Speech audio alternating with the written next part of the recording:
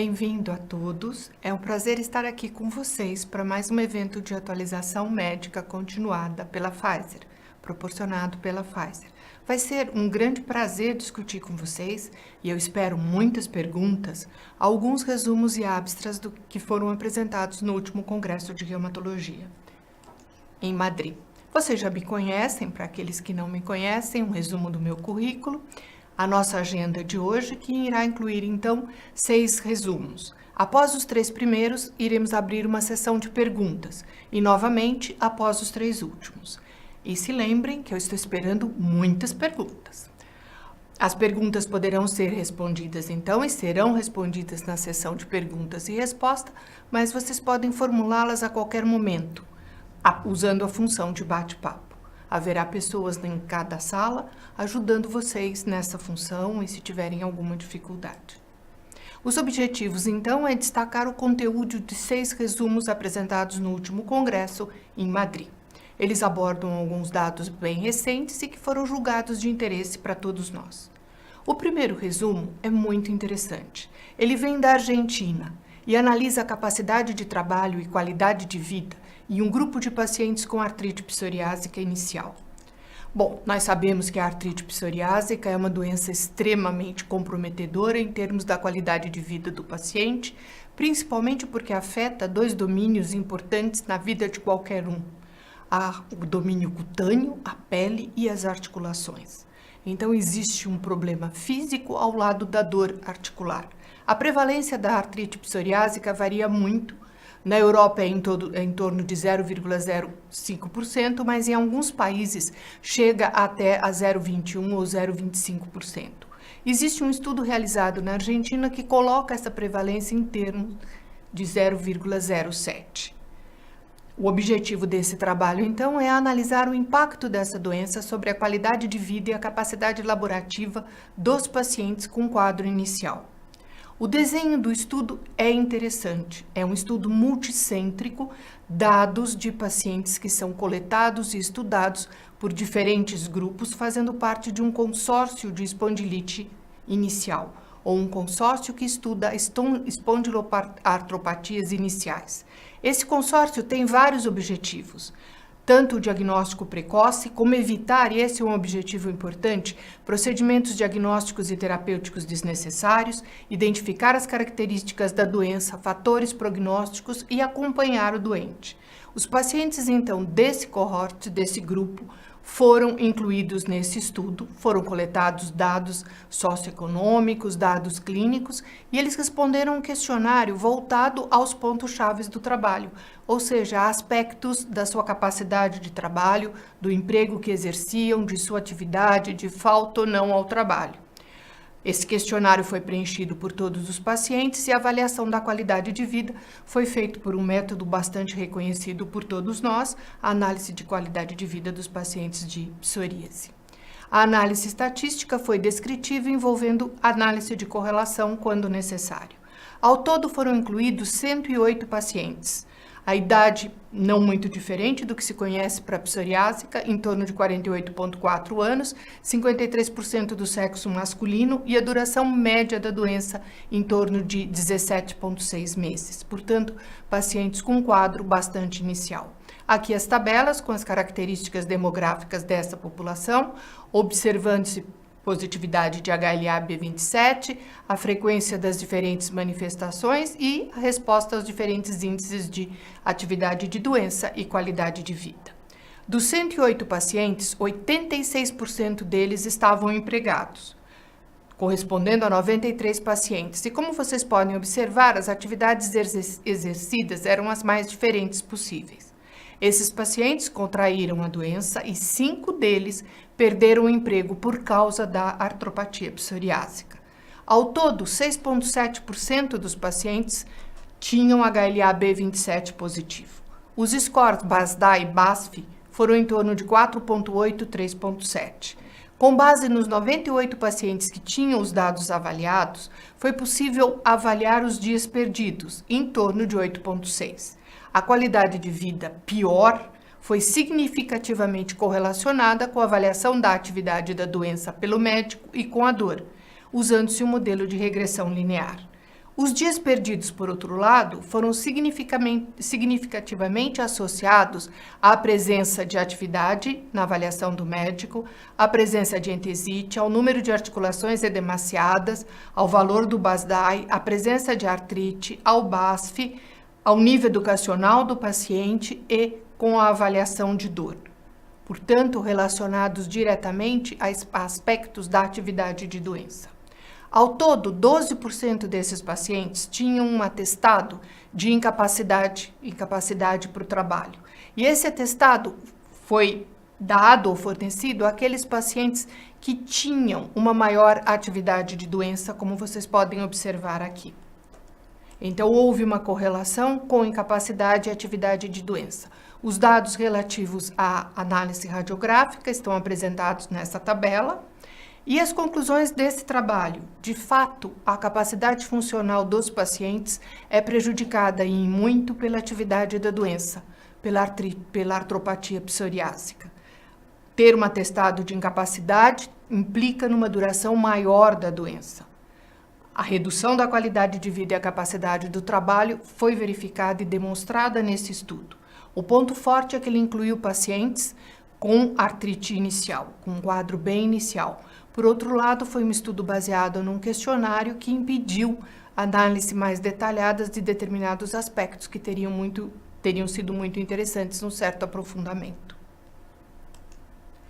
Próximo trabalho aborda um tema extremamente controverso, que é o uso dos anti-TNFs, dos agentes inibidores do TNF, particularmente aqui etanercept e adalimumab, associados ou não a metotrexato, nos pacientes com artrite idiopática juvenil e a ocorrência de uveíte. Sabemos que a artrite crônica juvenil, a artrite idiopática juvenil, diferentes tipos clínicos, é uma doença altamente incapacitante e é uma doença associada a manifestações extra-articulares, particularmente uveíte. Uveíte que afeta 12 a 30% dos pacientes com artrite idiopática juvenil. Sabemos as suas consequências, sinéquias, cataratas, glaucoma e descolamento de retina. Sabemos da importância do subtipo da artrite idiopática juvenil no desenvolvimento de uveíte. A criança é sabidamente mais frequente naquele subgrupo de pacientes do sexo feminino com quadro óligo-articular FAM positivo. As diretrizes do Colégio Americano de Reumatologia são bem específicas no tratamento da doença em termos de uso de medicações tradicionais e, posteriormente, os biológicos na falha destas. Injeções intraarticulares de glicocorticoides são altamente recomendadas nos quadros oligoarticulares. Não havendo resposta, o uso de metotrexate e imunobiológicos. Em relação ao uveíte, o tratamento clássico é local, glicocorticoides tópicos como acetato de prednisolona. Não havendo uma resposta adequada, pode-se partir por um tratamento sistêmico, quer com metotrexato ou imunobiológicos. Geralmente se usa então os inibidores de TNF, etanercept e adalimumab, cujo uso é permitido em crianças. O etanercept mostrou-se efetivo no tratamento da artrite juvenil, doses recomendadas, entretanto existem relatos de uma certa controvérsia se ele seria ou não associado a uma maior frequência de uveites.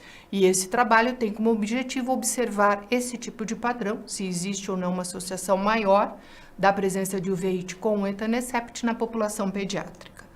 Os diagnósticos foram feitos de acordo com o que existe na literatura e, baseado nesses diagnósticos e nos CIDs, foram feitos o levantamento num banco de dados enorme dos Estados Unidos. Também nesse banco de dados se avaliou a prescrição. Então foram vistos os pacientes com artrite reumatoide juvenil que se apresentavam em tratamento com etanercept e adalimumab, combinados ou não a metotrexate. E essa foi a população do estudo. 22.780 pacientes foram identificados no banco de dados. A média de idade dos pacientes foi a esperada, predominantemente do sexo feminino e com 3 anos de doença.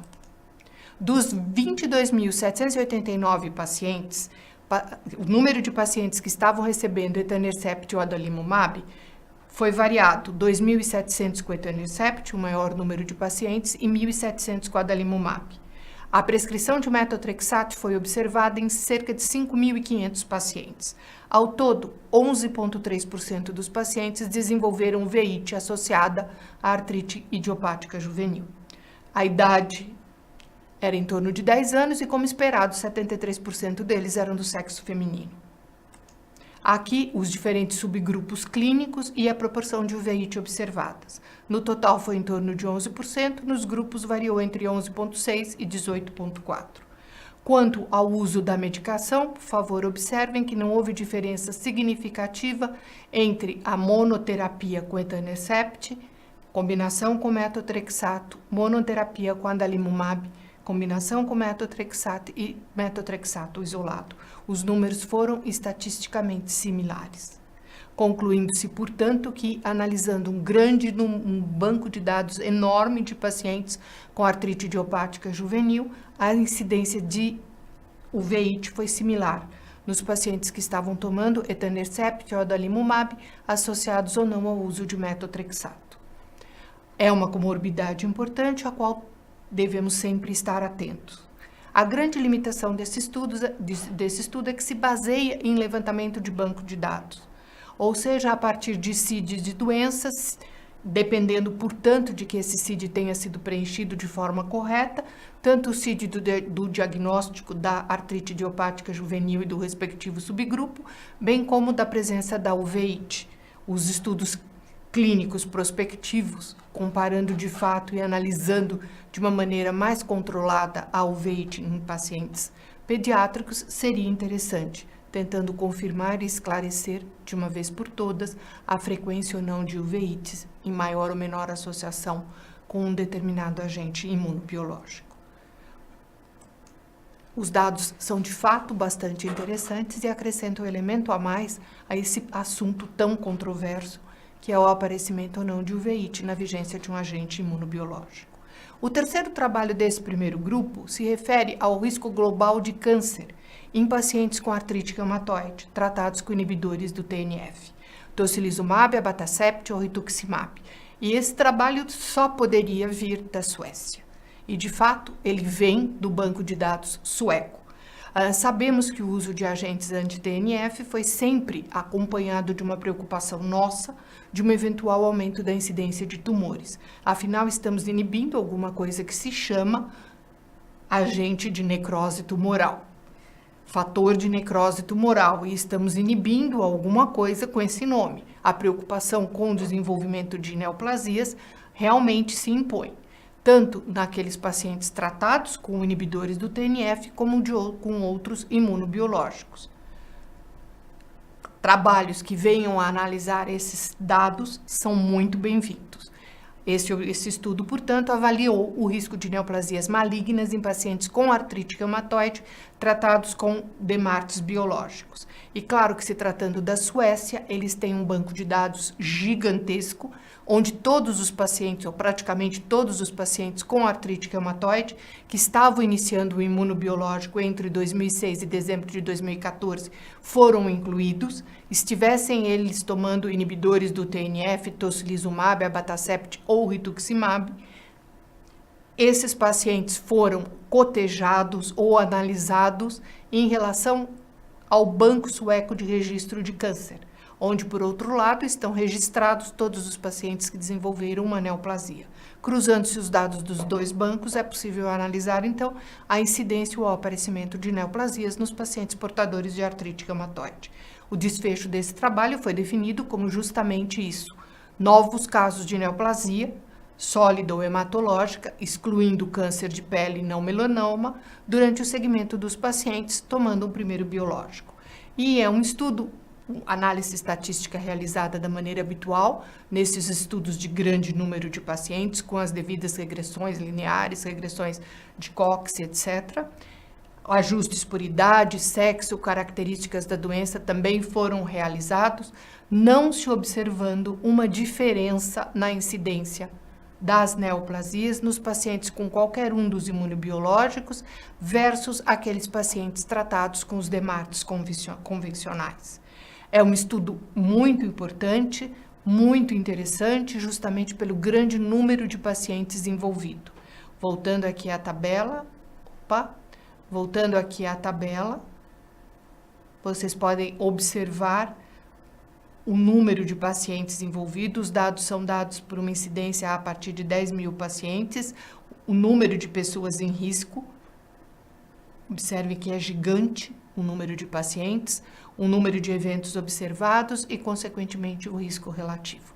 Esse estudo conclui de uma maneira muito clara que que o risco de neoplasia maligna não diferiu substancialmente daqueles pacientes com artrite reumatoide tratados com os DMARDs convencionais. Obviamente, não se pode excluir um aumento de tumores locais específicos, também não podemos excluir uma latência mais prolongada. Os pacientes foram acompanhados por um tempo pré-determinado, obviamente, até a conclusão do estudo. Existe a possibilidade de que venham a desenvolver futuras lesões com um acúmulo prolongado do uso do imunobiológico. Mas é um trabalho certamente que contribui muito para nos tranquilizar quanto ao risco de neoplasias nos pacientes em uso de imunobiológicos. Com esse trabalho, terminam os 3 primeiros e nós abrimos para a sessão de perguntas e respostas. Espero que haja muitas. Bom, primeira pergunta. O que se pode fazer para melhorar a qualidade de vida e a capacidade do trabalho dos pacientes com artrite psoriásica em estado inicial? Essa é uma pergunta praticamente clássica. Se nos lembrarmos, a capacidade de trabalho, a capacidade funcional dos pacientes esteve intrinsecamente ligada à atividade da doença. Houve uma correlação entre os parâmetros de atividade da doença com a capacidade e a falta ao trabalho. Consequentemente, a resposta é óbvia, temos que tratar nossos pacientes muito bem, precocemente, e com isso minimizar as consequências da doença sobre o seu dia a dia. Como tratar? Com a medicação com a qual eles respondam e respondam de forma adequada. Treat to target é uma realidade e vale a pena a gente determinar um alvo e perseguir esse alvo durante o tratamento. Bom, em relação ao uso dos biológicos na artrite idiopática juvenil, o que esse pôster nos diz sobre as diferenças de ocorrência do uveíte em pacientes tratados com etanercept, adalimumab ou metotrexato? Esse é um estudo interessante. Houve há muita controvérsia sobre existe um imunobiológico é diferente do outro, um anti-TNF é diferente do outro em termos da possibilidade de causar uveíte. Conhecemos estudos que apontam o etanercept como sendo menos capaz de controlar uma uveíte, favorecendo, por exemplo, a adalimumab, mas existem já outros estudos mostrando igualdade de resposta. E esse é mais um, numa população específica, aquela de pacientes com artrite idiopática juvenil, ele nos mostra que não há diferença entre o imunobiológico utilizado e o metotrexato pode ser um agente igualmente eficaz no tratamento. É importante para as nossas questões de custo, que sempre são um problema ou uma questão nos nossos países da América Latina. Em relação exatamente, a pergunta aqui é praticamente o que eu acabei de responder. Como que esses resultados podem ser aplicados na América Latina? Lembrando que é possível utilizar o metotrexato como tratamento de uma uveíte num primeiro momento, não havendo a resposta, a passagem para um imunobiológico. A resposta com metotrexato é adequada. Finalmente, mais uma pergunta. O pôster do câncer. O que os achados reportados nesse pôster nos dizem sobre os riscos de câncer em pacientes com artrite reumatoide tratados com medicamentos biológicos modificadores da resposta da doença? Essa é uma questão que vem nos perseguindo desde o início do uso dos agentes anti-TNFs. Recentemente, assistindo a uma palestra de médicos, pesquisadores internacionais que estiveram envolvidos com os primeiros estudos do anti-TNF, eles voltaram a comentar de quão apavorados eles estavam em utilizar uma medicação tão potente, de interferir de forma tão importante no sistema imune, com algo que inibia, de novo volto a repetir, alguma coisa chamada fator de necrose tumoral, e isso os deixou extremamente preocupados em relação a neoplasias. Foi uma preocupação que chegou a nós no momento de iniciar o uso dessas drogas, que continua a haver durante todos os anos e anos de tratamento, e vamos nos tornando mais e mais tranquilos em relação a isso à medida que o tempo passa e os estudos, não esse estudo, esse e outros estudos, consistentemente nos mostram que não há um aumento na incidência de neoplasias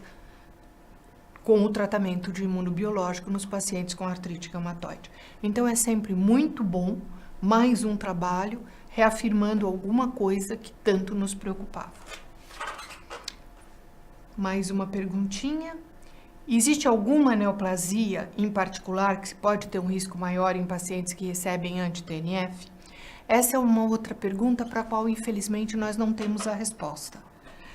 Aparentemente, não há nenhuma neoplasia que predomine e os estudos todos são altamente, vamos dizer, tranquilizadores.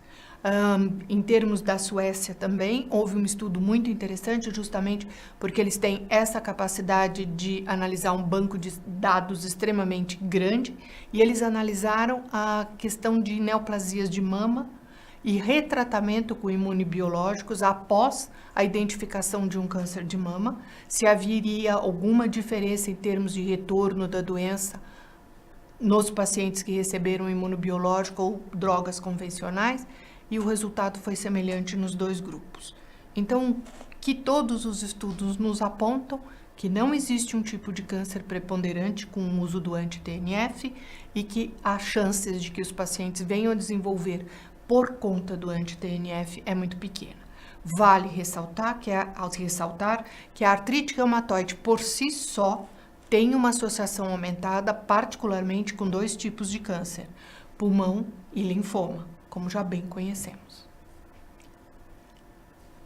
Mais perguntas de vocês? Veio muito pouco, gente. Vamos ver se para o segundo grupo a gente tem um pouquinho mais de perguntas. E os trabalhos desse segundo grupo são igualmente ou mais interessantes ainda. Então, vamos lá. O primeiro trabalho desse segundo bloco é uma preocupação nossa diária. Como é a resposta imunológica dos nossos pacientes à vacinação? Como é a resposta imunológica após vacinação em pacientes com artrite reumatoide e artrite psoriásica tratados com agentes biológicos e imunossupressores? Foi feita uma revisão sistemática da literatura, que aqui é apresentada. Realizar a revisão sistemática foi o que esse trabalho fez, procurando então identificar o regime ideal de vacinação nos pacientes com artrite reumatoide e espondilite e as respostas que eles teriam tido a diferentes vacinas nesse período do estudo. O que existe na literatura nesse sentido. Então, a técnica de busca para uma revisão sistemática foi executada aqui, como normalmente é feita em qualquer revisão sistemática. Os estudos que avaliaram a eficiência da resposta imunológica foram os únicos incluídos, relatos de casos, revisões gerais e meta-análises foram excluídos. O que se observou foi que, após a aplicação dos critérios de exclusão, apenas 35 estudos foram selecionados dos 60 identificados na busca. Esses estudos avaliaram, então, a resposta à vacinação em pacientes com artrite reumatoide ou espondilotropatias em tratamento com metotrexato, TNF, inibidores do TNF, rituximab, abatacept ou tocilizumab. Entre parênteses, 35, 18, 8, 4 e 5 são o número de trabalhos que abordaram esse assunto. As vacinas estudadas foram principalmente a vacina antigripal sazonal trivalente, 20 trabalhos, seguida da antipneumocóxica, 16 trabalhos. Poucos estudos avaliaram a vacina com toxoide tetânico, menos ainda com hepatite A, e a vacinação acidental, revacinação acidental contra a febre amarela, também foi incluída nessa meta-análise, nessa revisão sistemática, A maioria dos estudos avaliou a resposta à vacina por meio da titulação de anticorpos.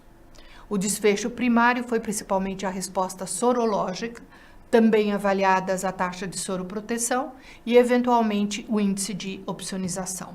O que se observou foi que, em relação à vacina antipneumocóxica e antigripal, há relatos de comprometimento da resposta imunológica pelo metotrexato, também pelo rituximab e adalimumab. Por outro lado, os inibidores do TNF e o tocilizumab mostraram apenas uma redução da resposta sorológica, sem um comprometimento realmente tão importante da resposta imunológica. Houve uma resposta, mas menor do que aqueles indivíduos que não tomavam medicação. Quanto à vacinação com toxoide tetânico, um estudo mostrou resposta sorológica persistente em pacientes tratados com inibidores do TNF.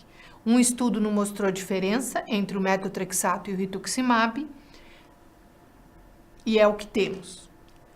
Em relação à vacinação da febre amarela, vale lembrar, e principalmente nesse momento em que o Brasil, talvez a América Latina, atravessem mais um período de epidemia, a revacinação da febre amarela ocorreu de forma acidental e os estudos mostraram que esses poucos pacientes que acidentalmente, não por prescrição médica, acabaram sendo revacinados, não apresentaram nem efeitos adversos e, por outro lado, responderam imunologicamente de forma adequada. A conclusão desse estudo: a vacinação efetiva de pacientes tratados com metotrexato, rituximab ou abatacept deve requerer uma janela terapêutica ou um espaçamento prolongado entre os tratamentos, de forma que haja uma melhor proteção.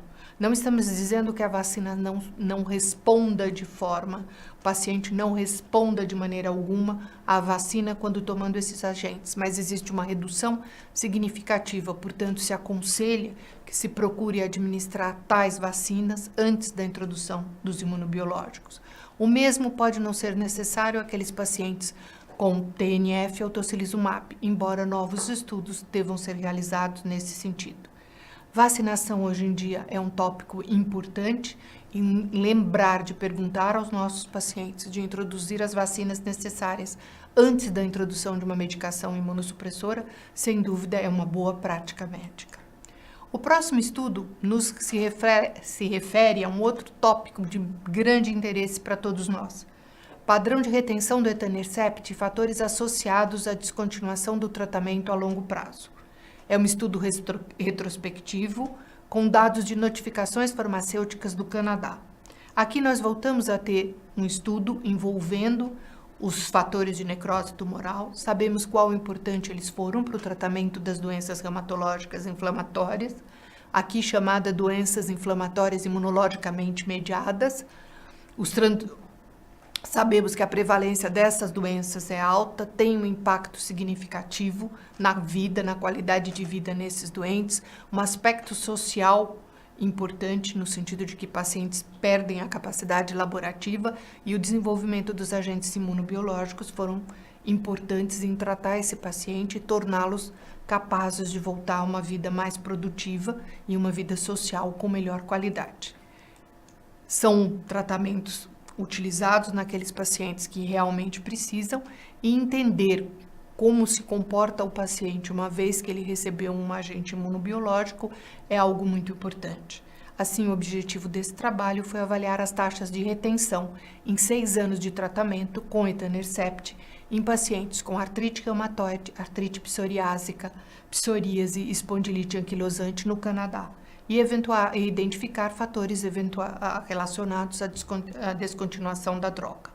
Obviamente, esse trabalho foi de novo baseado em uma fonte de dados, agora de planos de saúde, do plano privado de cobertura, um plano privado de cobertura do Canadá, bancos públicos de cobertura farmacêutica de Quebec e Ontário. A partir desses bancos de dados dos planos públicos de saúde, se levantou os dados dos imunobiológicos aplicados a cada paciente e o tempo de uso dessas drogas. Praticamente todos os usuários de imunobiológicos do Canadá acabaram foram abrangidos por esse estudo, por essa cobertura e incluídos nesse estudo. O desenho do estudo foi bem feito e foi muito interessante. Eles incluíram todos os pacientes que receberam o etanercept a partir de 2004. Eles analisaram a prescrição desses pacientes nos 2 meses anteriores para ter certeza que não houve uso de um imunobiológico, acompanharam até o final de 2016, e essa foi a população analisada. Observe, as análises estatísticas foram realizadas de acordo com esse tipo de estudo, usando muitos modelos matemáticos e regressão de risco. O que se observou foram padrões de retenção de etanercept a longo prazo. Aqui se observa uma tabela onde houve uma certa relação com a idade dos pacientes e a maior retenção do agente imunobiológico. Nessa outra tabela se observa que a fonte pagadora trouxe alguma influência na retenção do imunobiológico. O gráfico aqui mostra a retenção do etanercept ao final do primeiro ano. Ela é onde há a perda maior de acompanhamento ou a perda maior de não de acompanhamento, mas a perda maior do uso da medicação. Aqui durante os anos subsequentes, tem uma mosquinha que resolveu participar da transmissão. Os fatores associados à descontinuação do tratamento. O que se mostrou foi que os pacientes de mais idade tiveram maior probabilidade de retenção do tratamento, pacientes com psoríase tiveram menor probabilidade de retenção do que aqueles com outras indicações, e a fonte pagadora também influiu. Pacientes do plano público tiveram maior probabilidade de retenção do que os pacientes no plano privado. Não houve diferença entre os sexos. Aqui de novo os gráficos mostrando a retenção ao longo do período de 5 anos. A probabilidade de retenção dos pacientes aumenta com o passar dos anos. Esse padrão foi considerado foi consistente entre as diferentes áreas terapêuticas. Houve influência de idade e fontes pagadoras. Obviamente, limitações, é tudo coletado a partir de grandes bancos de dados. Pode haver diferenças ou imprecisões nos diagnósticos incluídos. O paciente pode receber ou ter o direito de retirar a medicação. A análise do banco de dados demonstra que ele o fez, mas nós não temos provas de que, de fato, ele tenha usado a medicação como recomendado. Mas é um estudo, sem dúvida, muito interessante. E o último estudo, para concluir, analisa as alterações da ressonância magnética na articulação sacroiliaca após 2 anos de tratamento com etanercept em uma comparação com uma corte contemporânea de controle. E tudo isso nos pacientes com espondilite de início recente. A questão de se o uso de um imunobiológico impede ou não a progressão radiológica nas espondiloartropatias é ainda uma matéria de debate bem conhecida de todos nós. E esse estudo teve como objetivo avaliar as alterações das lesões estruturais no exame de ressonância magnética na articulação sacroiliaca após o tratamento com anti-TNF comparados com um grupo controle. Os 2 grupos de pacientes vieram de grupos de estudos clínicos, um estudo com etanercept, o estudo EMBARC, e pacientes de uma corte de observação controle.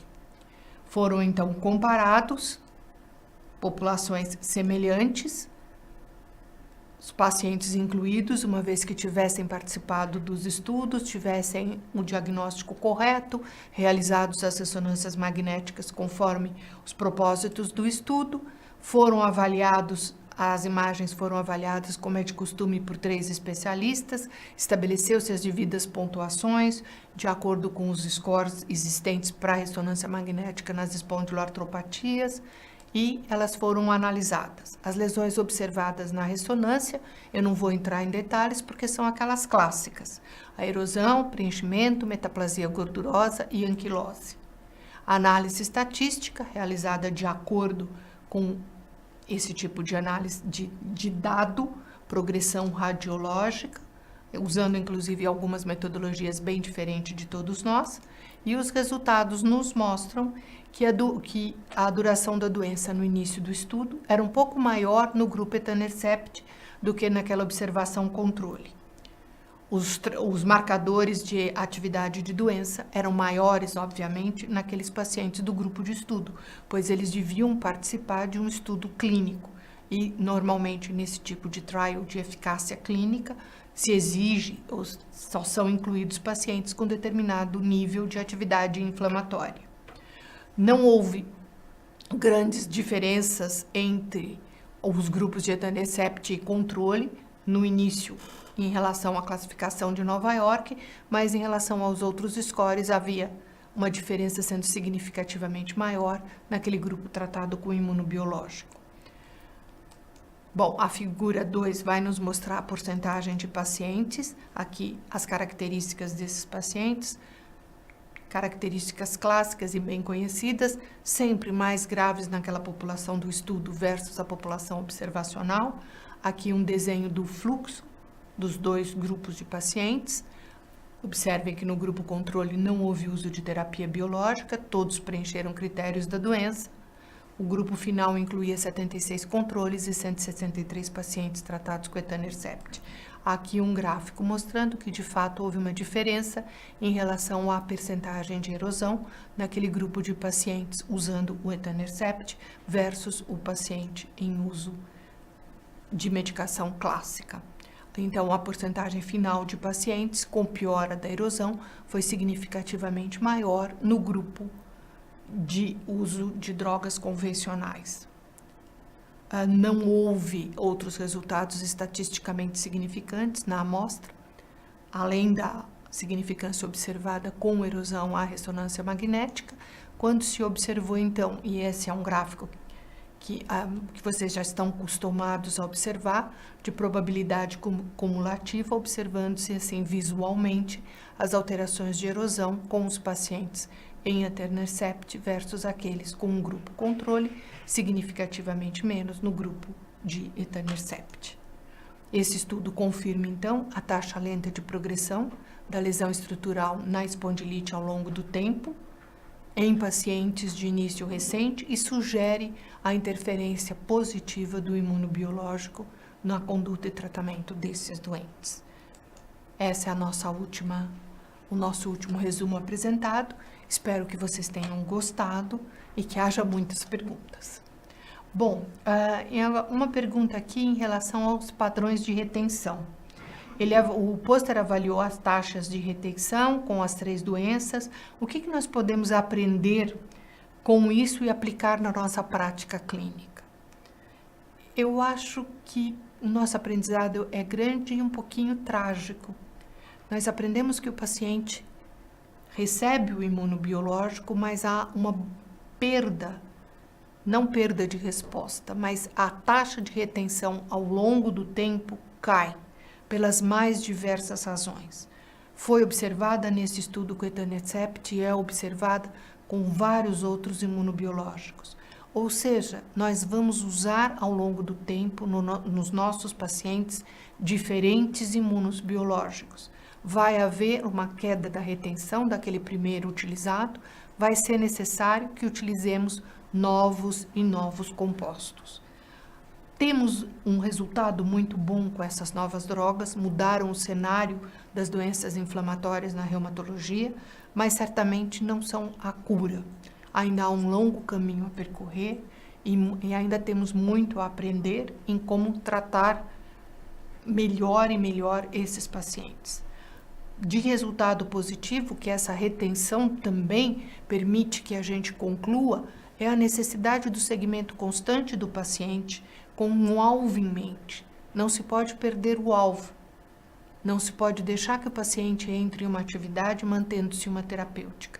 É necessário que a gente trate o paciente de acordo a que ele mantenha função, que ele mantenha uma baixa atividade de doença, independente de reter ou não um imunobiológico, por qual causa que seja, independente da necessidade de trocar ou não um imunobiológico, a atenção ao alvo, ao objetivo do tratamento deve sempre ser mantida.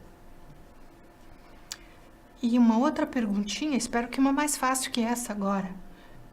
Achados da vacina. Então, pode exigir um cuidado ao vacinar um paciente com as nossas doenças, com os nossos tratamentos imunossupressores, pode exigir um cuidado extra. Sim, o ideal seria que dessemos ou que, vamos dizer, atualizássemos a carteira vacinal dos nossos pacientes numa primeira consulta, antes mesmo da introdução de metotrexato. Sei que na maioria de nós isso é uma coisa muito difícil de fazer, mas na medida em que consigamos, em que essa pergunta possa ser feita, solicitar que o paciente traga a carteira vacinal, solicitar que ele atualize a carteira vacinal antes da introdução de uma medicação imunobiológica, seria o ideal e é um esforço que cabe a nós tentar fazer. Não há dúvida da proteção que a vacina vai oferecer a esses pacientes. Então, sim, é preciso ter atenção e cuidado para aproveitar a janela terapêutica ou a janela de ausência de terapêutica imunossupressora para uma vacinação e, com isso, garantir uma melhor resposta a essas vacinas. Pois é, o esquema de vacinação, como a pergunta é, como fica então o esquema de vacinação de pacientes com artrite reumatoide? Felizmente, aquelas vacinas anuais, a da vacina trivalente sazonal, a vacina contra o pneumococo, que precisam ser repetidas com mais frequência, não são fortemente afetadas pela medicação imunobiológica. Então, podem ser aplicadas com uma segurança muito boa de que esse paciente vai ser protegido. Entretanto, outras vacinas, como a febre amarela, como o próprio tétano, é preciso uma atenção maior e a tentativa de vacinar antes mesmo da introdução do imunobiológico, para um melhor resultado final. Isso vale particularmente para nós aqui no Brasil, com as nossas epidemias mais ou menos frequentes, a ideia de manter uma alerta para a vacina é particularmente importante.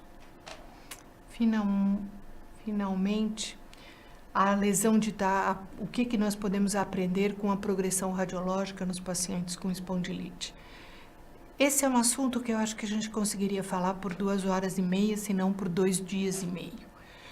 Os especialistas ainda discutem qual a melhor maneira, qual o melhor tratamento, se anti-inflamatório no início, se biológico no início, mas não há dúvida, num ponto, que a atividade inflamatória da doença deve ser controlada o mais cedo possível.